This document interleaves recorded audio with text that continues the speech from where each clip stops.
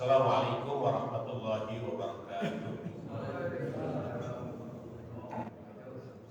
Alhamdulillahirabbil alamin. Wassalatu wassalamu ala asyrafil anbiya'i wal mursalin Sayyidina Muhammadin wa ala alihi wa sahbihi ajma'in. Amma ba'du. Qalu subhanaka la ilma lana illa ma 'allamtana innaka antal alimul hakim. Rabbi shrah li sadri wa yassir li amri wahlul 'uqdatam min lisani yafqahu qawli. Rabbana iftah bainana wa baina qaumina bil haqqi wa anta khairul fatihin. Amin amin ya Allah ya rabbal alamin. Bapak-bapak, saudara-saudara hadirin jamaah salat maghrib dan jamaah majelis taklim di Masjid Jami' Babul Jannah, terutama DKM beserta jajarannya, segenap pengurus yayasan, para sesepuh, orang-orang tua kita, para tokoh agama, dan pemuka-pemuka masyarakat. Mari kita awali pertemuan ini dengan membaca Ummul Furqan suratul Fatihah. Semoga Allah senantiasa memberikan curahan rahmat, memberikan nilai-nilai keberkahan dalam hidup ini, memberikan kemudahan atas usaha, upaya, dan urusan-urusan kita, selalu membimbing kita, keluarga kita, anak-anak kita, cucu, juga orang-orang yang menjadi tanggung jawab dan kewajiban kita, agar dapat istiqomah berada di jalan yang diridhai oleh Allah Subhanahu wa taala sampai akhir hayat dan ketika dipanggil oleh Allah dalam keadaan husnul khatimah. Al-Fatihah biniyatil futuh wal munuh wal rusuh wa taubatin nasuh wa salahil jasadi war ruh ila hadratin Nabi Muhammadin sallallahu alaihi wasallam, thumma ila azwajihi wa ahli baitihi wa dzurriyyatihi wa ashabihi, thumma ila hadrati jami'il awliya usyuhada wa salihin wal a'immatir rasyidin wal ulama'il amilin minal mufassirin wal muhaddithin wal mustasrihin wal musannifina minal kutubis salafiyah wal mujahidina fi sabilillah, thumma ila arwahi abaina wa ummahatina wa ajdadina wa jaddatina wa a'mamina wa ammatina wa ikhwanina wa akhawatina wa akhwalina wa khalatina wa masyayikhina waliman lahu haqqun alaina wa li jami'i ahli al-qubur minal muslimina wal muslimat mimma syarikil ardi ila magharibiha syai'un lillahi lana wa lahum. Al-Fatihah. A'udzubillahi minasyaitonir rajim. Bismillahirrahmanirrahim. Alhamdulillahi rabbil alamin arrahmanir rahim maliki yaumiddin. Iyyaka na'budu wa iyyaka nasta'in. Shiratal mustaqim shiratal ladzina an'amta 'alaihim ghairil maghdubi 'alaihim waladdallin. Rabbighfir lana wa liwalidayna.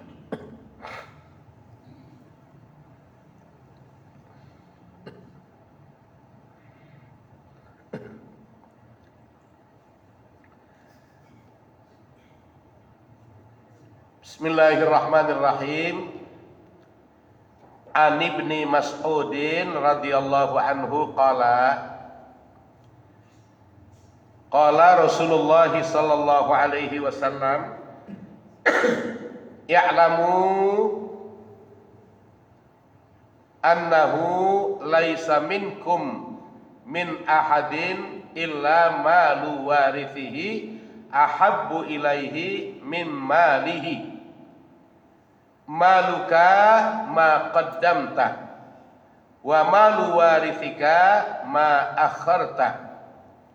Rawahun Nasa'i.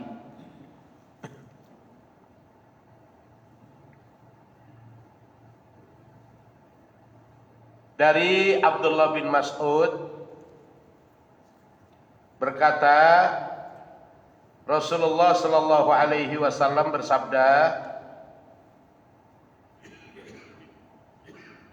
kata Nabi, i'lamu annahu laisa minkum min ahadin illa malu warithihi ahabbu ilaihi min malihi. Ketahuilah olehmu bahwa tiada seorang pun di antara kalian kecuali harta warisannya lebih dicintai daripada harta bendanya sendiri. Maluka ma qaddamta, harta bendamu adalah yang kamu dahulukan. Wa malu warithika ma akharta, dan harta warisanmu adalah apa yang kamu akhirkan. Rawahun Nasa'i, hadis diriwayatkan oleh Imam Nasa'i.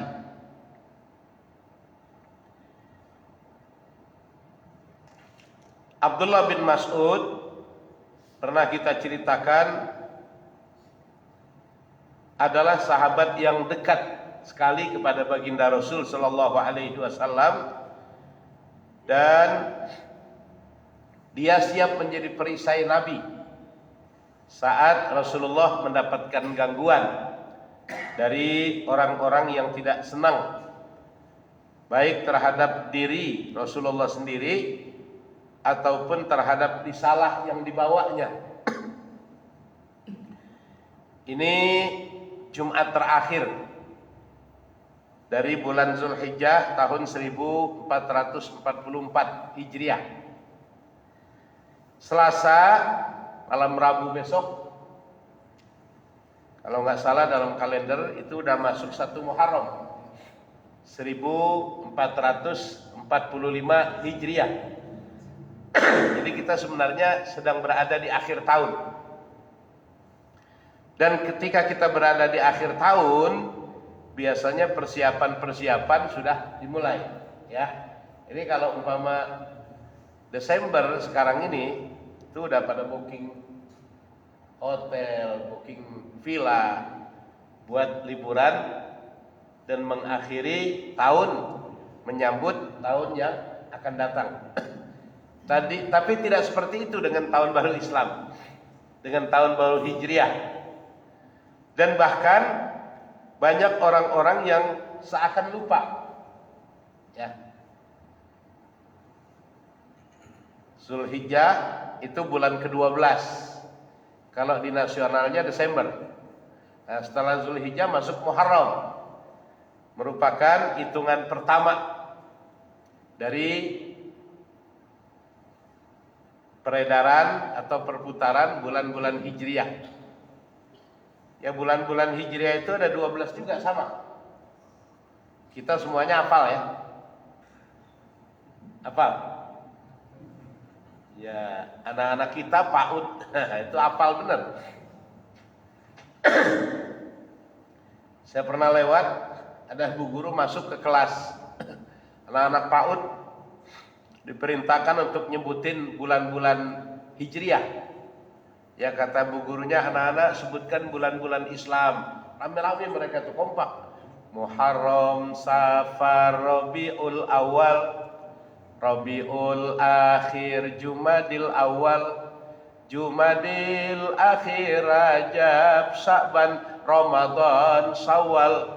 Kita lebaran Rajab, Sya'ban, Ramadan, Syawal, Zulqa'dah, Zulhijjah kita motong kurban. Saya dengerin. Nah, ini anak-anak PAUD. Ya. Pendidikan anak usia dini. Kita kadang-kadang yang jadi kakeknya PAUD suka nggak hafal. Karena itu selalu diingatkan. Biasanya ba'da asar di akhir bulan Zulhijjah kita baca doa akhir tahun. Kita minta kepada Allah agar tahun yang kita lalui ini banyak kebaikannya diterima oleh Allah Subhanahu wa taala. Kalau banyak kekhilafan, kesalahan, kealpaan minta dimaafkan dan diampuni. Dan yang tahu diri kita ya kita sendiri. Dalam 1 tahun ini, hari demi hari yang kita lalui lebih banyak mana? Kebaikan apa keburukan? Ya. 1 tahun ini iblis, setan menggoda kita manusia. Nah, begitu kita baca doa akhir tahun, itu mereka garuk-garuk kepala nggak gatal. Sia-sia 1 tahun kita goda anak Adam, kita goda manusia untuk berbuat salah, berbuat maksiat, berbuat dosa. Mengakhiri tahun dia baca doa akhir tahun, semua noda dosa dan kesalahannya diampuni oleh Allah Subhanahu wa taala. Sia-sia kata mereka. Nah, kemudian ba'da maghrib tuh, ya, Selasa malam Rabu besok kita baca doa awal tahun agar diberikan kekuatan iman, diberikan bimbingan terus, taufik dan hidayah. Dan iman jangan labil, ya, stabil pun kalau bisa jangan, meningkat. Labil goyah, ya, stabil tetap begitu aja juga jangan, kalau bisa meningkat. Karena pesannya dalam Al-Quran selalu begitu, ya ayyuhalladzina amanu, hai orang-orang yang telah memiliki iman. Ini kita memiliki iman, alhamdulillah. Tapi jangan biarin iman kita sebegitu aja, ya, nambah enggak, kurang enggak, stabil namanya. Maka diperintahkan oleh Allah, ittaqullah, tingkatkan imanmu menjadi takwa kepada Allah Subhanahu wa taala. Wal tanzur nafsum ma qaddamat lighad, hendaknya setiap diri, nafsun itu jiwa, individu kita, melihat apa yang telah kita lakukan selama 1 tahun ini. Ya bukan tahun ini aja, tahun-tahun yang lalu kita lalui, apa yang telah kita lakukan, banyak kebaikannya apa banyak keburukannya. Ya yang tahu kan kita sendiri. Karena itu muhasabah penting. Ya, muhasabah itu artinya melihat ke dalam. Hisab sebelum kita dihisab oleh Allah di hari kiamat nanti. Kata Sayyidina Abu Bakar Siddiq radhiyallahu an, hasibu anfusakum qabla an tuhasabu. Hisablah dirimu, amal perbuatanmu sebelum kalian dihisab. Di akhirat nanti kita bakal hisab itu. Apa yang dihisab?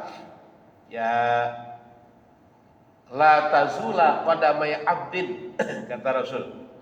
Tidak bergeser telapak kaki seorang hamba di akhirat nanti di hadapan Allah hatta yus'ala an arba'ati asya, sebelum dia ditanya tentang 4 hal.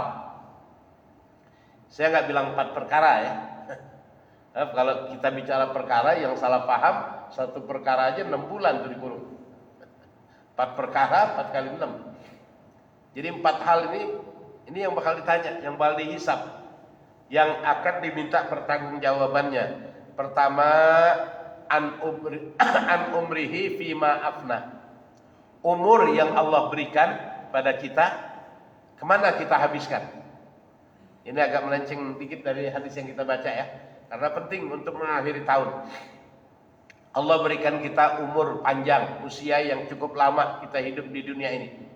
Sejak kita balik umur 15 tahun, sekarang umpamanya umur kita 60 tahun. Berarti 60 diambil 15. 45 tahun ya? 45 tahun itu lebih banyak mana? Kita gunakan untuk kebaikan atau kita gunakan untuk hal-hal yang tidak baik? Nah, yang tahu kita sendiri. Kemudian yang kedua, wa an ilmihi fima amila bih. Ilmu yang Allah berikan. Dan kalau bicara ilmu bukan cuma ilmu agama, tapi berbagai macam disiplin ilmu. Karena dalam agama itu sebenarnya nggak ada dikotomi. Ini ilmu agama, ini ilmu umum, nggak ada. Semua ilmu datang dari Allah Subhanahu wa ta'ala, diberikan kepada manusia. Tinggal manusia itu menjalaninya.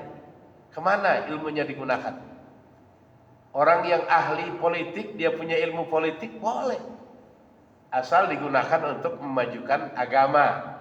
Ya, jangan agama dijadikan alat untuk kepentingan politik. Kan sekarang yang banyak begitu. Imam Ghazali pernah nyusun kitab namanya As-Siyasah. Dalam bahasa Arab, bahasa Indonesia ya As-Siyasah itu politik. Jadi umat Islam itu boleh berpolitik selama politik itu digunakan untuk kepentingan memajukan agama. Strategi kan politik itu. Kemudian Allah berikan kita kemampuan dalam hal ekonomi, ilmu ekonomi. Allah juga yang memberikan. Allah berikan kita ilmu tentang arsitek, ya. Diberikan kita ilmu tentang hukum. Jadi kemana itu ilmu digunakan? Jadi bukan cuma urusan tauhid, fikih, tasawuf, bukan itu aja. Berbagai macam disiplin ilmu, kan seluruh ilmu datangnya dari Allah Subhanahu wa taala, diberikan kepada kita. Allah berikan kita kelebihan. Ada yang dengan pengetahuan agama rada kurang, tapi kalau untuk urusan ekonomi luar biasa, pakar.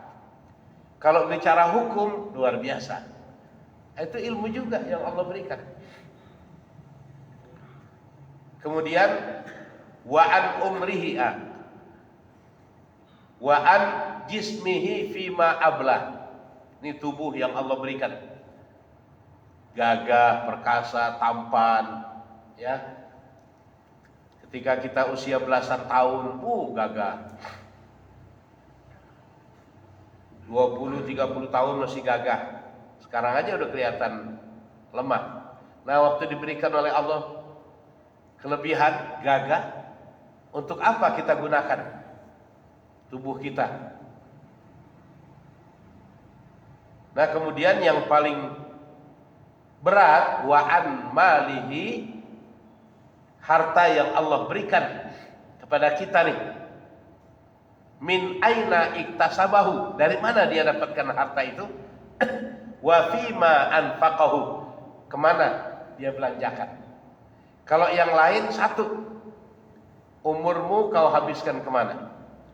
Tubuh yang Allah berikan sehat, afiat, ya, untuk apa kau habiskan? Untuk ibadah atau untuk maksiat? Ilmu untuk apa kamu amalkan? Cuma satu. Tapi untuk harta, min aina iktasabahu, dari mana kamu dapatkan harta itu? Wa fima anfaqahu, kemana kamu belanjakan, kamu habiskan? Ada orang yang mencari nafkah, mendapatkan harta dari jalan yang halal, baik, bagus, tapi dihabiskan di tempat-tempat yang tidak baik, buat foya-foya, buat maksiat. Ada orang yang mendapatkan harta dari jalan yang haram, tapi money laundry banyak sekarang. Ya. Seakan-akan dibelanjakan ke tempat yang baik, nyumbang masjid, nyumbang pondok pesantren, santunin yatim dan lain sebagainya. Padahal dari hasil nipu, dari hasil korupsi, dari hasil mencuri dan lain sebagainya. Nah, urusannya dengan harta, ini hadis yang kita baca, Rasul mengatakan i'lamu annahu laisa minkum min ahadin illa malu warithihi ahabbu ilaihi min malihi. Tahuilah olehmu bahwa tiada seorang pun di antara kalian kecuali harta warisannya lebih dicintai daripada harta bendanya sendiri. Harta warisan nih, orang tua kita meninggal dunia, ya, ada peninggalan diberikan kepada kita, warisan namanya. Kalau kita anak yang berbakti kepada kedua orang tua, kita jaga, pelihara tuh baik-baik warisannya. Kalau kata orang kampung udah nggak bisa nambahin, sekurang-kurangnya jangan jualin dulu. Ini kan zaman sekarang banyak orang yang nambahin nggak bisa, jualin dulu, ya. Nggak boleh susah dikit, mau matok aja matok. Itu harta warisan. Kalau menurut pandangan Rasul lebih dicintai daripada hartanya sendiri. Maluka ma qaddamta. harta bendamu, apa namanya? Maluka ma qaddamta. Harta bendamu adalah apa yang kau dahulukan. Wa malu warithika ma akharta. Dan harta warisanmu adalah apa yang kamu akhirkan.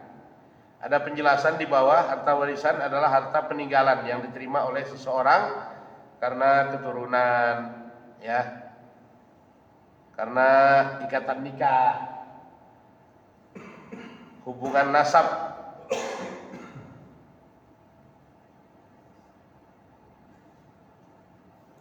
atau di sini wala, memerdekakan. Dan tidak ada halangan yang menyebabkan gugurnya warisan tadi. Nah, harta warisan biasanya lebih disukai oleh seseorang karena ia mendapatkannya tanpa susah payah atau tanpa usaha. Lain halnya dengan harta sendiri karena diperoleh dari hasil jerih payahnya. Biasanya dulu ada Pak Yakub Pisut, dia meninggal. Saya pernah ketemu putranya. Pisut itu masih dipakai sama putranya. Tahu sekarang masih apa enggak? Ya. Ini pisut masih ada aja. Iya, warisan bapak. Saya nggak akan jual. Lebih dia cintai. Dia lebih senang memelihara, menjaga warisan yang disayangi kalau itu peninggalan dari orang tuanya. Ya, sebenarnya bukan mengajarkan kita kepada harta benda itu, tapi menghargai peninggalan orang yang kita cintai.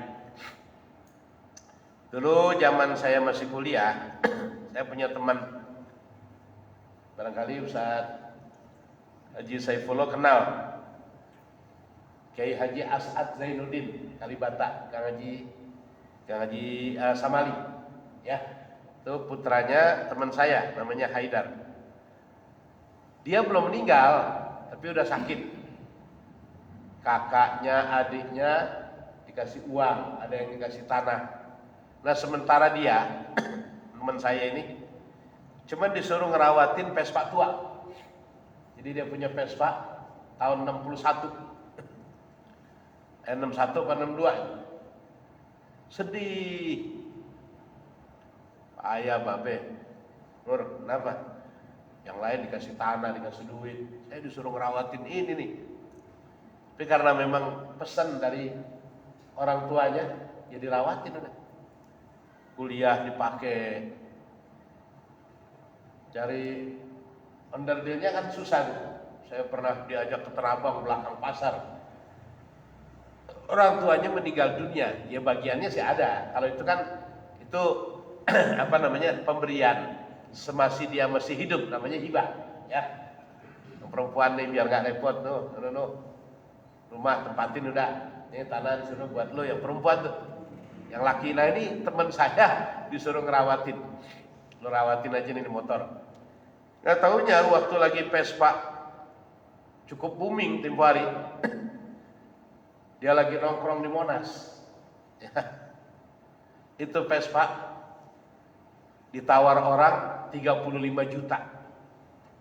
Yang lain dapat duit ada yang 20 juta. Ya, paling banyak 25 juta. Vespa yang lagi dipakai, lagi nongkrong di Monas, ditawar 35 juta. Nggak pakai pikir panjang, dijual. Nah, artinya begitu dia menjaga, memelihara peninggalan orang tua, Allah berikan nilai keberkahan. Ya, akhirnya dia nikah sama orang Tangerang di sana. Ada korek namanya Kiai Haji Nafis Qurtubi. Itu adiknya Kiai Nafis Qurtubi, istrinya teman saya, Ustaz Haidar. 35 juta dia buat modal, sekarang buka konveksi, maju, yang lain pada habis. Jadi orang yang menghargai peninggalan orang yang meninggalkannya itu akan punya nilai keberkahan. Ya mohon maaf ini. Ketika Rasul memerintahkan kepada kita utlubul ilma walau bisid, tuntutlah ilmu, carilah ilmu olehmu walaupun sampai ke negeri Cina. Kenapa Rasulullah menyebut negeri Cina? Tapi orang-orang kita sekarang nuntut ilmu bukan negeri Cina, Yaman. Ya, Hadramaut. Kalau dibilang belum ngamalin hadis, belum nih. Ya, Rasulullah suruh tuntutlah ilmu walaupun sampai ke negeri Cina. Orang kita tuntutlah ilmu sampai ke Yaman. Ya bukan salah, cuman belum mengamalkan hadis Rasul. Sa'ad bin Abi Waqqas, sahabat Rasul, mendengar Rasulullah mengucapkan itu, carilah ilmu walaupun sampai ke negeri Cina. Dengan berkuda dia berangkat dari Madinah ke negeri Cina. Ya, sebenarnya di Cina itu ada makam sahabat Rasul namanya Sa'ad bin Abi Waqqas yang menyebarkan Islam di sana. Apa rahasianya sampai Rasulullah memerintahkan kita menuntut ilmu sampai ke sana? Ternyata pertama, orang-orang Cina itu lebih menghargai peninggalan leluhur. Itu keramik peninggalan dinasti Ming, dinasti Chan. Ya, makin makin kesini makin mahal, makin antik. Dijaga, dipelihara baik-baik. Kita kan jarang yang menjaga, memelihara peninggalan orang tua kita dulu. Yang kedua, nilai keberkahan yang Allah janjikan lewat baktinya kita kepada orang tua. Coba lihat, mereka, ya ini di luar dari ini ya, di luar dari kita bicara tentang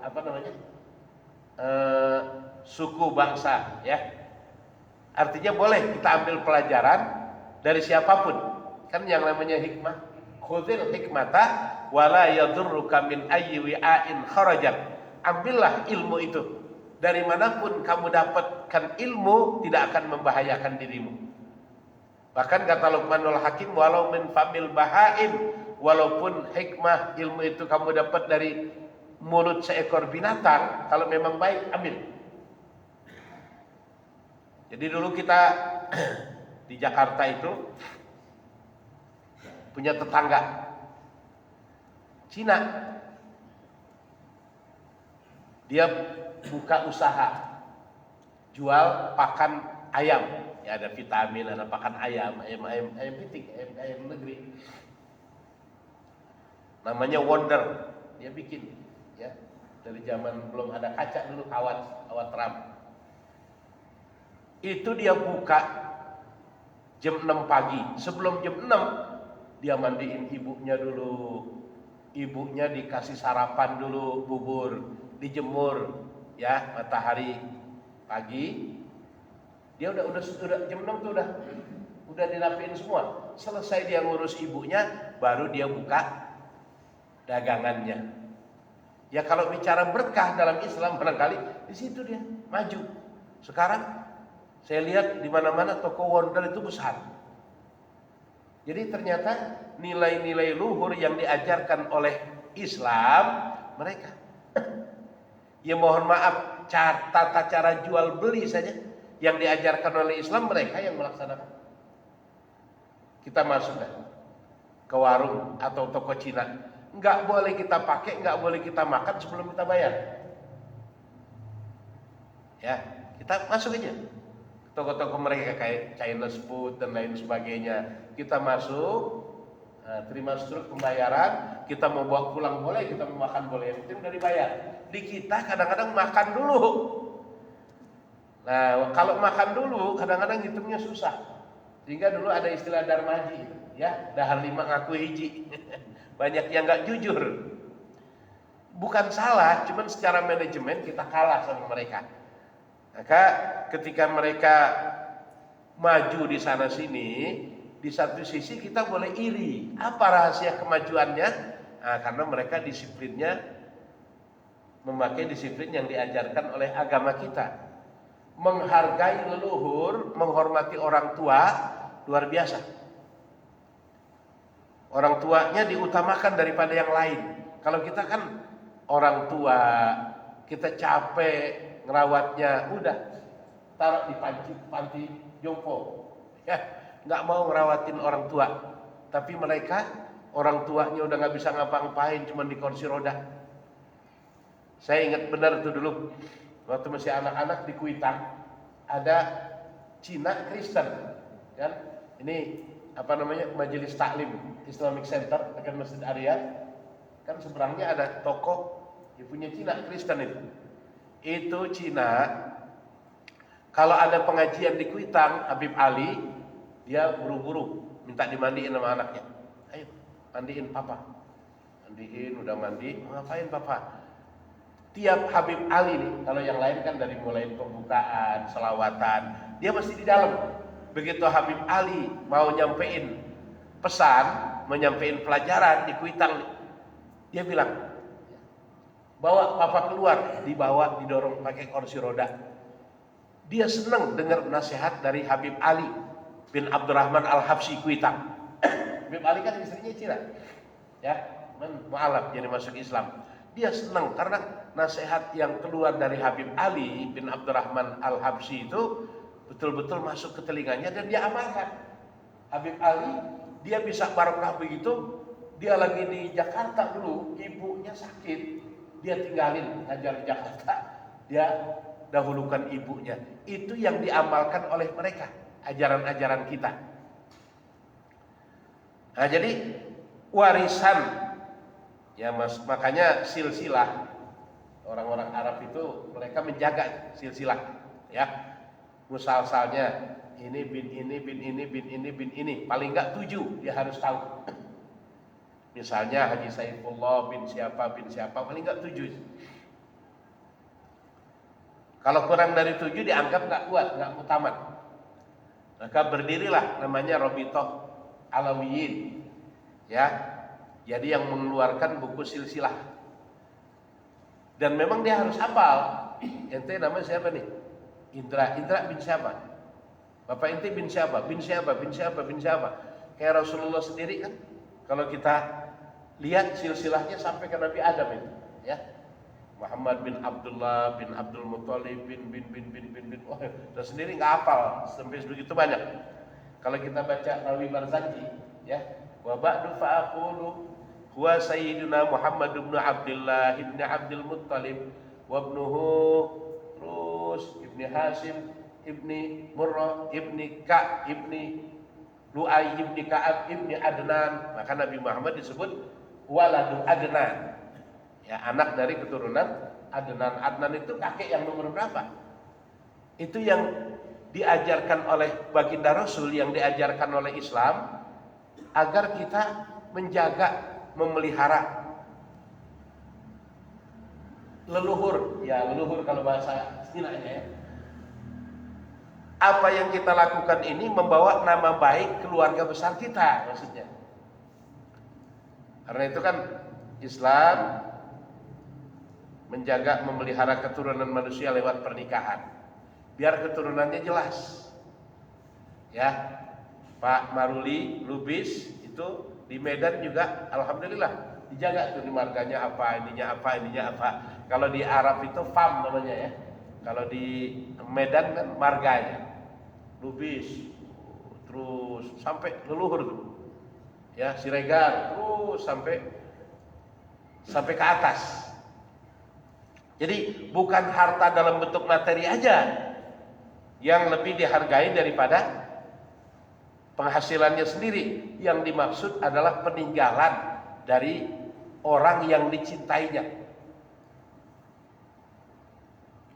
Kalau kita cinta kepada orang-orang yang meninggalkan kita, ya, kan warisan itu nggak hanya berupa harta. Ketika Rasulullah Shallallahu Alaihi Wasallam mengatakan, "Alimu auladakum, fa innahum makhlukuna li zamanin ghaira zamanikum." Itu kan di situ ada pesan. Didik anak-anakmu, bekali mereka dengan ilmu, dengan pengetahuan. Kenapa? Fa innahum makhlukuna. Mereka itu adalah generasi-generasi yang akan tumbuh, yang akan hidup fi zamanin, di satu zaman, ghaira zamanikum, selain zamanmu. Era kita begini nih, nanti anak-anak kita eranya bagaimana? Bagaimana agar mereka bisa selamat? Wariskan kepada mereka. Bukan cuma harta, benda dan kekayaan. Bab warisan harta bisa habis. Tapi di situ Rasulullah pesan bekali anak-anakmu dengan ilmu pengetahuan. Karena mereka nanti akan menghadapi hidup yang tantangannya lebih luas, lebih dahsyat, lebih berat daripada yang kamu hadapi. Kalau bahasa orang tua saya dulu begini, di belajar yang benar, otak jadiin tanah. Bab, ini orang tua gak bisa ngewarisin tanah. Dan Allah gak bakal nambahin tanah. Tanah yang udah dikasih buat kita segitu adanya, gak bakal ditambahin. Nah Allah kasih otak, jadiin otak. Lo jadiin tanah, maksudnya warisi ilmu pengetahuan, sains, teknologi, warisi. Walaupun mereka tanahnya nggak luas, walaupun mereka tidak punya lahan seperti orang-orang tua kita dulu. Dulu kan orang tua kita lahannya luas-luas, sawah, ladang, ya, empang banyak. Kita belajar mondok di pondok pesantren, orang tua meterin tanah. Dulu saya punya kakek itu mau ngawinin anak aja meterin tanah. Ya, buat biaya anaknya lagi di pondok pesantren dulu di Tebu Ireng, tanah dimeterin. Lama-lama ke tanah habis. Warisan ini nih yang bentuknya materi, sifatnya sementara. Artinya bisa habis. Tapi warisan yang paling berharga adalah warisan yang ditanamkan kepada kita. Pertama iman. Nah, ini kita bersyukur nih, orang tua kita mewariskan kita iman. Tinggal kita menjaga, memeliharanya. Sebab manusia itu kata Nabi, minhum man yuladu, ya, yuladu mu'minan wa yahya mu'minan wa yamutu mu'minan. Ada orang yang dilahirkan dari keluarga orang beriman. Dia hidup di lingkungan orang beriman, dijaga imannya. Dia beriman sampai dia meninggal dunia juga dalam keadaan beriman. Ini yang kita berharap. Wa minhum, tapi di antara mereka juga kata Rasul, man yuladu mu'minan wa yahya kafiran wa yamutu mu'minan. Lahir dari keluarga muslim, beriman, hidup kafir dia. Ya. Barangkali tergiur dengan wanita cantik atau dengan laki-laki tampan, pindah agama. Tapi pada akhirnya dipelihara oleh Allah, meninggal dalam keadaan beriman. Saya pernah cerita Sudomo ya. Sudomo itu dia muslim asalnya, terpengaruh sampai ulama dimusuhin sama dia.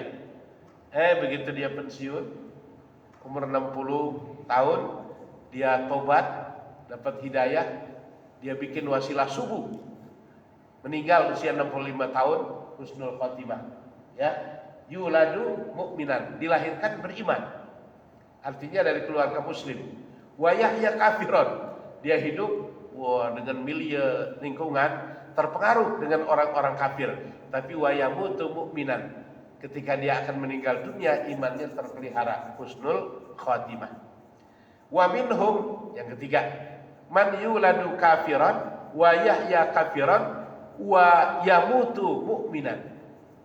Ada orang yang lahir dari keluarga kafir, nggak kenal agama, bergaul, hidup, besar kafir. Tapi ada orang yang di akhir-akhir hayatnya dia dengerin, nyentuh dalam hatinya, hidayah datang, dia beriman. Nah, ini langka nih. Ya. Orang-orang yang begitu masuk Islam, setahun 2 tahun dia ibadah, meninggal, padahal tadinya dia non muslim. Nah, yang keempat, minhum man yuladu kafiran wa yahya kafiran wa yamutu kafiran. Di antara mereka ada yang lahir dari keluarga kafir, hidup dalam kekafiran sampai meninggal dalam keadaan kafir. Karena itu kita bersyukur kita lahir dari keluarga orang tua kita yang muslim.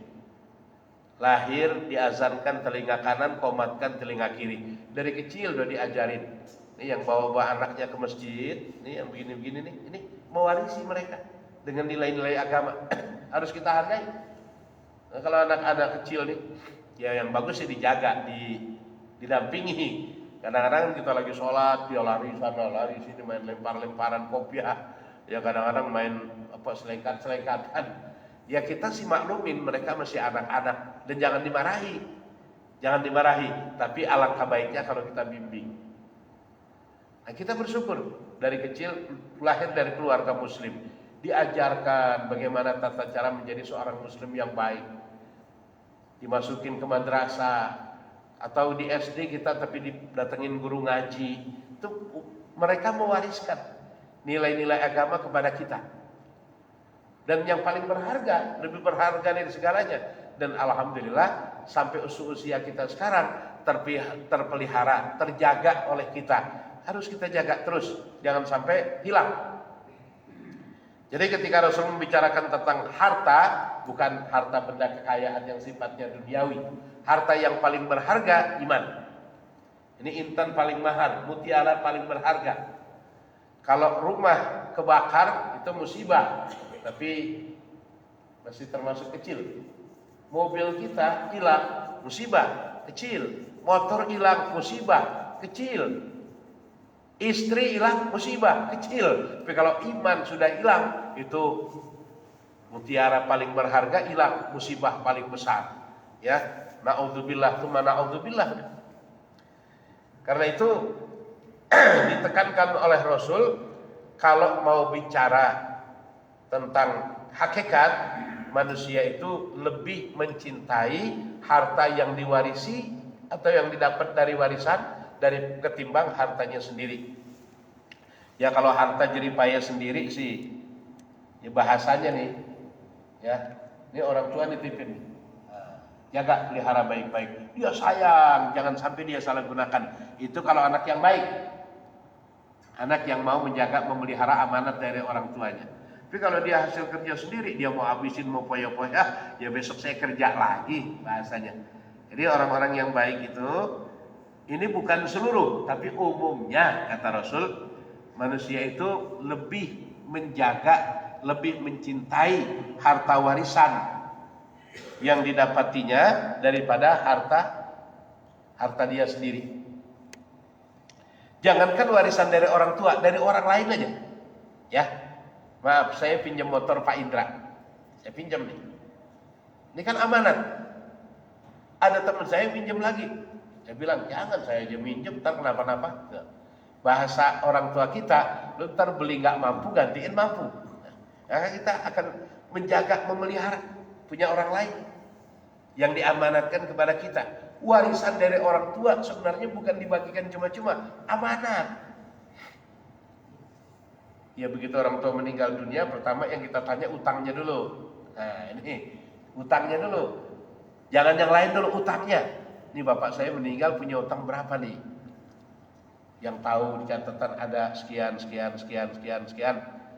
Tuh, diberesin. Nah setelah itu ada peninggalannya. Nah peninggalan, saya bilang, kalau kita sayang sama orang yang kita cintai, meninggal dunia, kita jaga, pelihara baik-baik. Nambahin nggak bisa, paling nggak jangan kurangin dulu.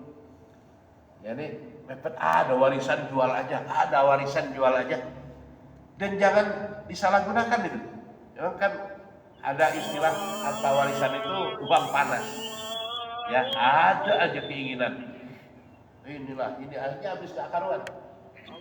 Yang bahkan hasil kita sendiri bisa ikut habis. Karena kita menyia-nyiakan peninggalan dari orang yang memang mencintai kita. Jadi bapak kita, ibu kita kan mencintai kita. Dia kerja capek, dia sisain buat kita. Ya. Orang tua dari nafkah buat kita belajar, itu kan warisan ilmu. Dia beli tanah sana kemari buat anak saya. Anak yang paling baik, yang paling bagus, dia menghargai, menjaga, memelihara warisan yang ditinggalkan untuknya. Kalau nggak bisa nambah, ya paling nggak saya jangan jualin dulu. Syukur-syukur bisa bertambah baik. Ini saja kajian kita pada malam hari ini. Mudah-mudahan sedikit banyak ada manfaatnya. Al-Fatihah. A'udzubillahi minasyaitonirrajim. Bismillahirrahmanirrahim. Alhamdulillahirabbil alamin. Arrahmanirrahim. Maliki yaumiddin. Iyyaka na'budu wa iyyaka nasta'in. Ihdinas siratal mustaqim. Siratal ladzina an'amta 'alaihim ghairil maghdubi 'alaihim waladdallin. Allahumma shalli 'ala sayyidina Muhammadin shalatan tubasyiruna biha وأهلنا وأولادنا وجميع مشايخنا ومعلمينا وطلبتنا وطالباتنا من يومنا هذا إلى يوم الآخرة. اللهم نور قلوبنا بنور هدايتك كما نورت الأرض بنور شمسك أبدا أبدا برحمتك يا أرحم الراحمين. دعواهم فيها سبحانك اللهم وتحيتهم فيها سلام وآخر دعواهم أن الحمد لله رب العالمين والسلام عليكم ورحمة الله وبركاته.